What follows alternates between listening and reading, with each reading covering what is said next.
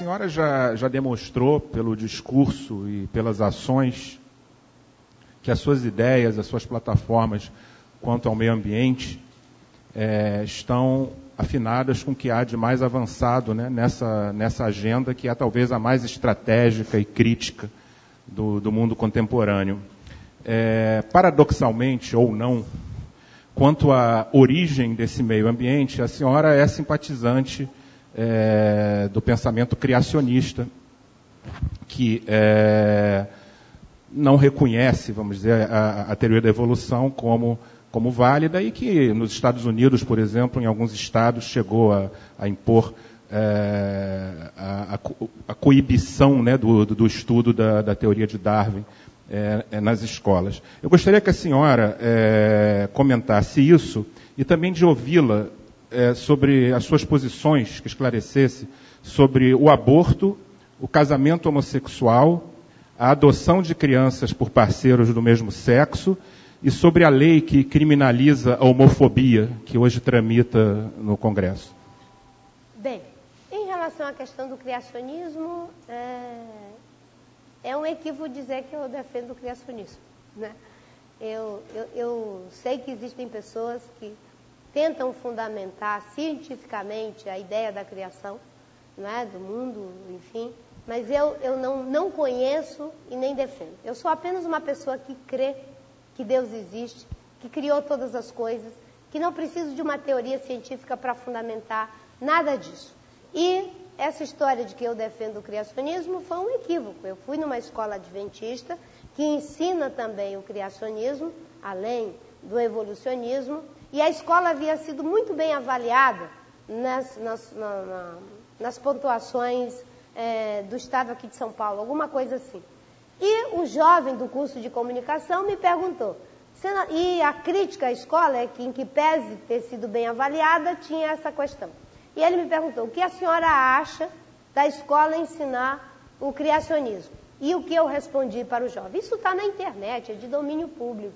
Eu disse, desde que ensine também o evolucionismo, para que os jovens façam suas escolhas, não vejo problema. Foi isso que eu falei.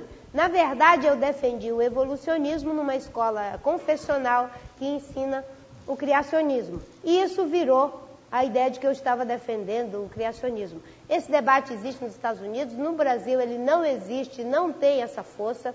O que nós temos aqui são os regramentos da LDB, que inclusive foi aprovado em 96, cujo relator foi o Darcy Ribeiro, que estabeleceu que existe o ensino laico e o ensino confessional, e que nas escolas católicas, adventistas, evangélicas, judaicas, espíritas, as pessoas podem ensinar também as suas crenças, até porque os pais que colocam seus filhos nessas escolas, eles já sabem antecipadamente que estão fazendo uma escolha por esse tipo de orientação. Não é obrigatório o ensino religioso, não é ensino de religião específica, é ensino de religiões. A pessoa tem que, inclusive, ser preparada para poder falar daqueles assuntos que não sejam necessariamente sua religião. Então, não defendi. Em relação, e defendo a ciência como uma forma de sairmos dessa situação terrível, não é, de esgotamento da capacidade de regeneração do planeta. Só tem um caminho, se aumentarmos cada vez mais conhecimento, a tecnologia, a inovação, juntando isso com o melhor da tradição. A única coisa que eu não faço é uma mistificação da ciência, porque eu entendo que tem várias ciências. O Chico Mendes, sem nenhuma ciência, ele teve visão antecipatória de que não deveria destruir a Amazônia. 20 anos depois, o Instituto de Pesquisa da Amazônia comprovou que se a Amazônia for destruída, vai ter deserto no sul, no sudeste e no centro-oeste. Se o Chico Mendes, naquela época, precisasse de uma explicação científica para se convencer de que não deveria destruir a Amazônia e tivesse ido pelo caminho da ciência que dizia que para sermos desenvolvidos tinha que tirar a floresta, plantar capim e fazer da Amazônia o que fizemos com a Mata Atlântica, nós hoje estávamos numa situação difícil. Ainda bem que é possível combinar o saber narrativo com o saber científico. O saber narrativo, qual é a diferença dele? É que ele não tem os mesmos postulados denotativos do certo e do errado, legitimamente defendido pela ciência. Mas as pessoas, por intuição, por cultura milenar, sabe perceber, sabe escutar e principalmente sabe fazer. Existe um psicanalista italiano chamado Mario Aletti. O Mario Aletti diz: o homem aprendeu a usar a força do vento para navegar antes de aprender sobre a lei da dinâmica eólica. Olha que coisa interessante. Se primeiro tivesse aprendido sobre a lei da dinâmica eólica, enquanto não teríamos atrasado a navegação. É essa combinação que não mistifica a ciência, porque a ciência se dá também em base nesse conhecimento tradicional associado aos recursos naturais. Dito isso, em relação ao aborto, eu tenho uma posição contrária. Os regramentos que já existem estão na lei, são cumpridos. Para novas modalidades, eu defendo um plebiscito. A liberalização da maconha. Nem sei se você perguntou, mas você fez o cardápio inteiro. Eu já vou dando tudo logo. Não perguntei a da maconha. Foi um equívoco não ter perguntado. Exato. Estou lembrando você porque tem um cardápio aí. Né? Então, liberalização da maconha. Existem pessoas sérias, como Gabeira, Fernando Henrique, que estão defendendo isso. Qual é a diferença? É que para ganhar voto, eu poderia ir para as pessoas, dizer que ele está querendo perverter a sociedade, acabar com os jovens. Eu não faço isso. Isso é o discurso fácil, desqualificado, de rotular as pessoas. Eu sei que as pessoas que estão propondo isso é porque elas acham que é o caminho para acabar com o tráfico de drogas, com a violência. Tem uma avaliação. Eu discordo dessa avaliação e digo que defendo o plebiscito para que a gente possa debater com os especialistas para ver mesmo se esse é o melhor caminho. Existem experiências no mundo que estão fazendo também esse debate. Em relação à questão da união de pessoas do mesmo sexo, os seus direitos civis devem ser assegurados. E essas pessoas, todas elas, índios, homossexuais, negros, brancos, têm direitos que não podem, em hipótese alguma, ser relativizados em função da sua condição. Eu, graças a Deus, a minha vida inteira tive uma relação de respeito, né, com a diferença.